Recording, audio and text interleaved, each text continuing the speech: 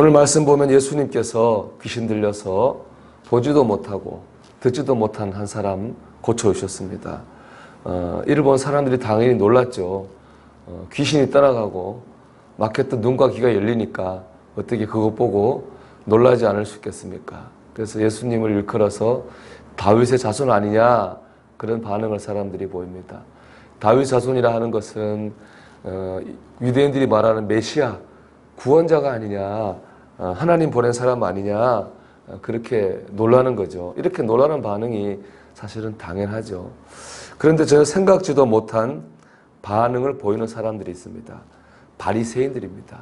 그들은 이렇게 반응하는데요. 우리 24절 말씀 보면 바리새인들은 듣고 이르되 이가 귀신의 왕 바알세불을 힘입지 않고는 귀신을 쫓아내지 못하느니라 하거늘, 이렇게 말합니다. 즉 예수님께서 귀신의 왕인 바알세불의 힘을 얻어가지고 그 귀신을 내쫓는다는 거예요. 우리 말하면 더 힘이 센 그 귀신의 힘을 얻고 귀신을 쫓아낸다, 이렇게 말씀하고 있는 겁니다. 이에 주님께서 이런 말씀으로 바리새인들의 주장을 반박하셔요. 26절 말씀인데요. 만일 사탄을 쫓아내면 스스로 분쟁하는 것이니 그리하고야 어떻게 그의 나라가 서겠느냐, 이렇게 말합니다. 그렇습니다. 우리가 총은 적을 향해 총을 쏴야 되겠죠. 같은 편을 향해 총을 쏘면 그 군대는 뭐 전멸이고 망하는 겁니다. 여러분, 마귀는 마귀이지 바보가 아닙니다. 마귀는 어떻게 보면 인간보다도 지혜롭습니다. 자기 편을 향해서 총 쏘는 그런 짓을 할 리가 없는 거죠. 바리새인들의 말이 틀린 겁니다. 주님 이렇게 바리새인들의 주장을 반박하신 다음에 오늘 37절 말씀을 마지막에 하셨습니다. 내 말로 의롭다함을 받고 내 말로 정죄함을 받으리라. 여러분, 이 말씀 속에 주님의 분노와 실망이 느껴지지 않습니까? 바리새인들이 지속적으로 주님의 말씀 앞에, 역사 앞에 부정적인 말로 반응해 왔잖아요. 주님이 그 말씀을 듣고 이제는 분노하고 실망하신 겁니다. 여러분, 우리가 주님의 말씀 앞에 부정적인 말로 반응할 때 주님은 실망하고 주님 분노하십니다. 거기에 대해서, 그 부정적인 말에 대해서 벌을 내리셔요. 이를 보여주는 게 이스라엘 백성의 광야 생활입니다. 민수기 13장을 보면은 이스라엘 백성이 시내산에서 율법을 받고 그 다음 가데스 바네아라고 하는 곳에 이르게 됩니다. 가데스 바네아는 바로 하나님 약속하신 약속의 땅인 가나안 접경 지역입니다. 원래 하나님께서는 그때 그곳을, 그 가데스 바네아를 통해서 가나안 땅에 들어가게 하실 계획이었어요. 그때 그리고 이제 이스라엘 백성이 가나안 땅을 정탐하기 위해서 12명의 정탐꾼을 보냅니다. 그 중에 10명이 부정적으로 반응합니다. 가나안 땅에 가봤더니 살기 좋은 곳인 것은 분명한데 그 땅에 사람들이 덩치가 크고 힘이 세고 무기가 좋아서 우리는 메뚜기 같다. 거기에 비하면 우린 절대 그것을 정복하지 못하고 이기지 못할 것이다. 이렇게 부정적인 보고를 합니다.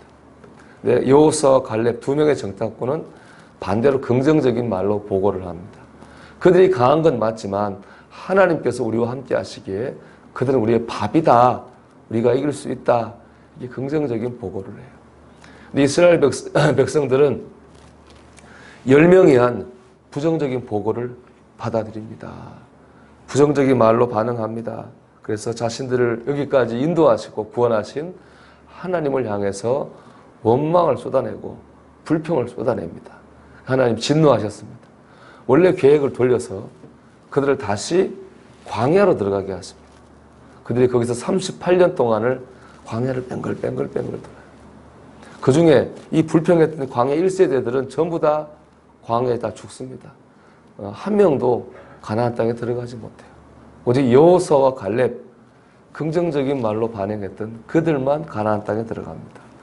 그들은 이스라엘의 지도자가 되고 그들의 가문 하나님께 복을 받습니다. 사랑하는 여러분, 하나님의 말씀 앞에 부정의 언어가 아니라 긍정의 언어로 반응하셔야 됩니다. 그럴 때는 하나님의 힘주심과 복주심을 경험합니다. 긍정적으로 생각하고 긍정적으로 말하는 사람이 힘도 얻고 지혜도 얻습니다. 이게 창조의 원리입니다. 영국의 심리학자 하트필드라고 하는 분이 세 사람 불러다가 테스트를 했습니다. 악력, 소나기 힘 있잖아요. 이 테스트를 했습니다. 똑같은 조건에서 세 사람에게 이렇게 지어보라 했더니 평균적으로 영국 측정 단위로 101파운드가 나왔습니다. 이 101파운드 힘만큼 이제 평균적으로 줄 수가 있었습니다. 이번에는 그들에게 부정적인 생각을 심어줬습니다. 넌 힘이 약하다. 너는 많이 이 힘을 쓸 수가 없다. 그런 부정적인 말을 하면서 그들을 그렇게 받아들이게 한 다음에 했더니 3분의 1밖에 안 되는 29파운드밖에 이 악력이 없었어요. 세 번째 또 이번에는 반대로 너는 아주 힘이 세고 너는 강한 삶이라고 하는 말로 계속 암시를 줬어요. 그 다음에 쥐게 했더니 평균이 100일이었잖아요. 무려 142파운드의 힘으로 이 악력을 가지게 되었습니다. 이것이 뭐로 의미해요? 이게 창조의 원리라는 겁니다. 우리가 긍정적인 생각을 가지고 긍정적으로 반응할 때에 우리가 힘과 지혜를 얻게 되는 것이죠. 하나님께서는 긍정의 언어를 사용하는 사람에게 힘도 주고 지혜도 주십니다. 여러분 오늘 하루 긍정의 말로 하나님 앞에 반응하시고 살아가시기를 축복합니다. 특히 아침이 중요합니다. 왜냐 아침이 하루를 시작하는 날이잖아요. 아침이 우리가 어떤 생각에 사로잡히냐에 따라 가지고 오늘 하루가 달라지는 거예요. 사는 게 힘들다 이렇게 생각하고 시작할 수 있죠.